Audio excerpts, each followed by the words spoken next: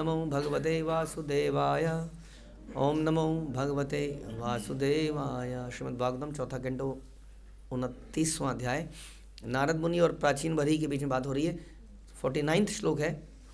आस्तीर्य दर्भे प्रागर्गै कात्स्नेयेन क्षितिमंडलम स्तब्धो बृहद्व धान्मानि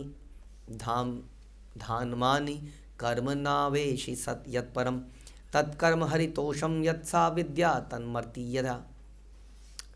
हे राजा, सारा संसार कुशों के अग्र भाग से ढका है और इस कारण तुम्हें अभिमान हो गया है।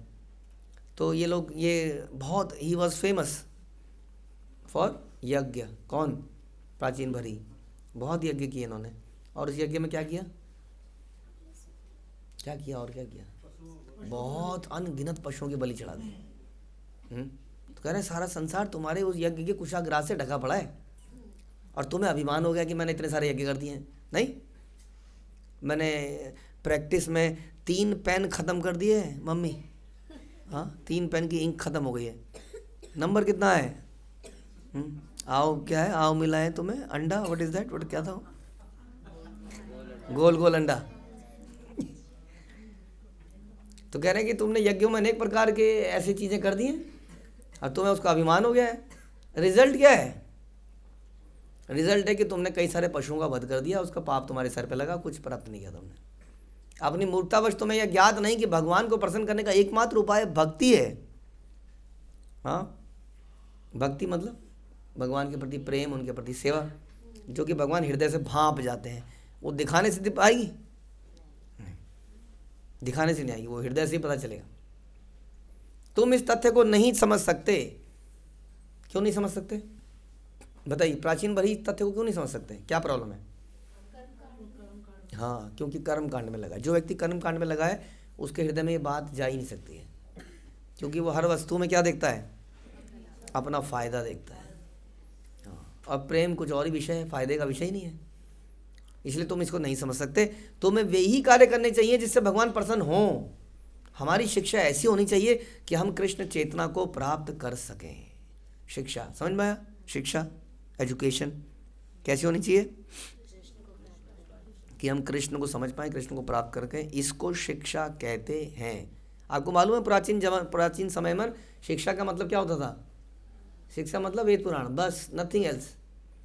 और बाकी चीज़ों को इनको शिक्षा नहीं कहते थे, जैसे कि मिलिट्री आर्ट, हाँ, बुनाई सीख लेना, वो जो टोकरियाँ बुनना, घर बनाते हैं ना, झोपड़ियाँ या जैसे महल, वो बनाना, उसको शिक्षा नहीं कहते थे। आजकल क्या है? आर्किटेक्ट क्या है? वो शिक्षा है।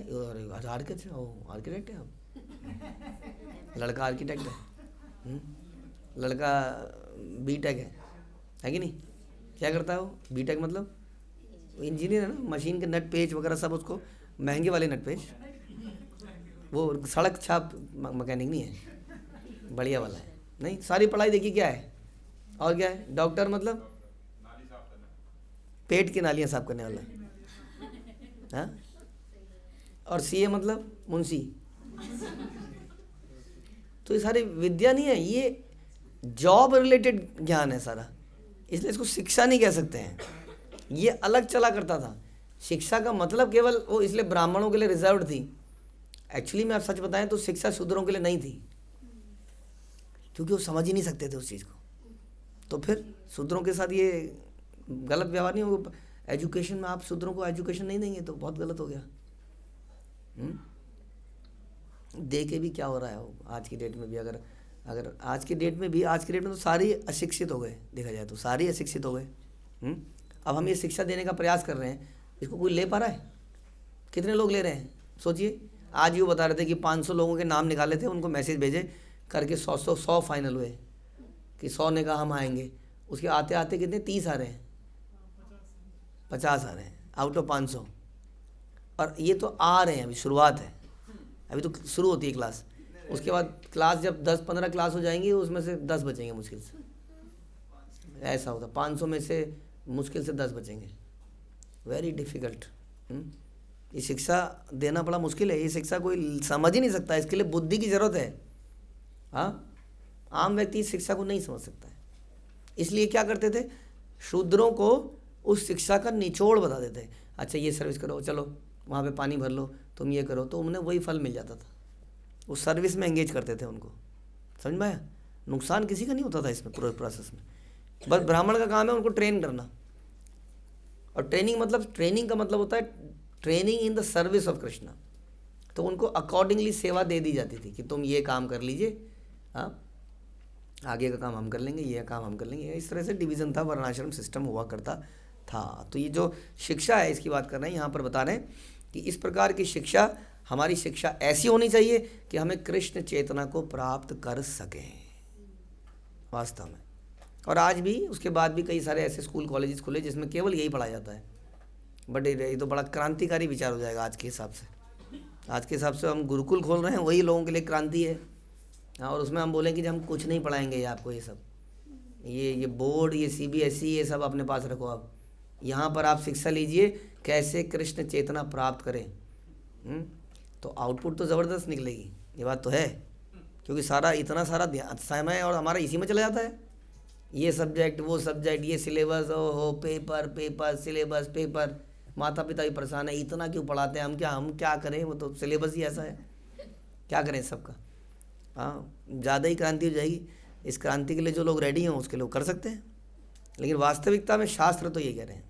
इस श्लोक में नारद मुनि राजा की प्रत्यक्ष भर्त्सना कर रहे हैं। बेसिकली कह रहे हैं जो कर्म कांड में या बिजनेस जॉब में आप लगे हो वो यूजलेस है। साफ साफ बोल दिया नारद मुनि ने। राजा सोच रहा है कि अनेक यज्ञों को ये सब करके बड़ा प्रसन्न होंगे लोग कि मैं महान हूँ। हाँ अभी मैं परसों किसी का वो देख रहा था, पता नहीं किसका, याद नहीं आ रहा, वो शादी के लिए एक प्रपोजल आया हुआ था। तो मैंने दिखाओ जरा क्या क्या लिखा है उस लड़के ने। तो एक तो उसने फ़ोटो दिखाई हुई थी, कोई विदेश की फ़ोटो लग रही थी, वहाँ वो खड़ा होकर चश्मे में बढ़िया ऐसा लग रहा था, लंबा चौड़ा। तो उसमें लिखा था उसने हाइट, ये बता रहे हैं शादी के लिए डिटेल, हाइट 5 फुट 8 इंच थी, और हाँ कम्प्लेक्शन वेरी फेयर, एग्जैक्टली बता रहा हूँ मैं जो लिखा था, वेरी फेयर। और सैलरी थी 8 डिजिट थी शायद उसमें लिखा हुआ, 8 डिजिट थी, कुछ उसने करोड़ों में लिख रखा था हिसाब किताब, इतना लाख ये प्लस पता नहीं क्या लिखा था ऊपर से, कुछ ऐसा लिखा था। और ऐसे ही सारी डिटेल थी और कुछ नहीं था उसमें। तो मैं कह रहा था कि वो किसी को पसंद, एकदम से पसंद आया, एकदम से पसंद आता है ऐसा प्रोफाइल। क्यों? यही चाहिए बस। यही है आजकल की नॉलेज, आजकल का ज्ञान, बस यही चमड़ा। हाँ वो भी कह रहा है उसका गुण क्या है उसके अंदर, चमार। कैसा चमार है? वाइट चमार, वाइट चमार, चमार ही है, लेकिन क्योंकि उसको चमड़े की नॉलेज है ना केवल। चमार कौन हुआ? चमार से पूछिए ये जूता, वो बता देगा नहीं इसमें इसका ये चमड़ा ये ख़राब हो गया, इसमें ये वाला चमड़ा लगेगा, ये चमड़ा इसको ये जोड़ दूँगा। चमड़े की बहुत नॉलेज है ना। चमड़े की नॉलेज नहीं है, कौन सी क्रीम से कौन से सीज़न में कौन सी क्रीम लगानी चाहिए, नहीं, किस क्रीम से स्किन ग्लो करेगी, नहीं। लोग आजकल अपने आप को डॉक्टर बोलने लगते हैं। स्किन की जानकारी क्या कहते हैं, वो डॉक्टर हैं, बताइए जी। हाँ चमार, आपका प्रोफेशन हो सकता है, दैट्स ओके, आपका प्रोफेशन हो सकता है, तो उसको प्रोफेशन तक रखिए, वो कुछ नथिंग ग्रेट अबाउट इट। लेकिन हम तो इतने उसके लिए फील करते हैं कि हम अपने बायोडाटा में सारी एक डिटेल में तो लिखी होती कि, और उसकी हॉबीज़ क्या थी मैं बताता हूँ, table tennis and I think badminton, table tennis something like that. तो यही सब की यही होती हैं आजकल, ये कॉमन फेनोमेन है। आप किसी का भी देखोगे शादी का, आपको यही दिखने वाला है वास्तव में, और क्योंकि यही डिमांड जिस चीज़ की है उसी को वो लिख भी रहे हैं। जब डिमांड होती तो बताइए जी, आप कितनी माला करते हैं, आप एकादशी रखते हैं, आपने गोवर्धन की परिक्रमा कितनी बार करी है, कभी ब्रजमंडल में गए हो? हाँ, कोई काउंसिल है आपका? तो ये तो जो पूछता, तो फिर लोग भी सोचते अच्छा ऐसा भी कुछ करना है क्या, तब लोग उसके लिए प्रयास भी करते, क्योंकि जीवन का एक ही उद्देश्य है, मरो तो शादी करके मरो। इसलिए शादी के लिए अगर ये सारी रिक्वायरमेंट आ जाएं तो लोग इसको ज़रूर इसके लिए भरसक प्रयत्न करेंगे, यही उद्देश्य है जीवन का। हाँ, तो नारद मुनि भर्त्सना करीब प्राचीन बनेगी, क्या किया तुमने जीवन में? ओ बिल्कुल सारा उसका उसका गर्व को खत्म कर दिया नारद मुनि ने। वो खुश था बहुत। इसको कहते हैं गुरु। वास्तव में कोई भी ऐसा कार्य जो कृष्ण चेतना तक नहीं लेके जाता वो पाप कर्म है। बताइए। अब ये इस बात को एज इट इज माने या हल्के में ले लें थोड़ा सा? माने। तो क्या बोला इसमें? जो भी काम कृष्ण चेतना तक नहीं लेके जाता वो क्या है? वो पाप है। पाप। बताइए, सारे संसार में सब लोग पाप ही कर रहे हैं, इसका मतलब। और ऐसी शिक्षा जो कृष्ण को समझने में सहायक नहीं है वो झूठी है। समझ में आया? तो आपका कौन कौन से सब्जेक्ट झूठे हो गए? कल से आप तुम टीचर को बोलोगे ये सब्जेक्ट झूठा है।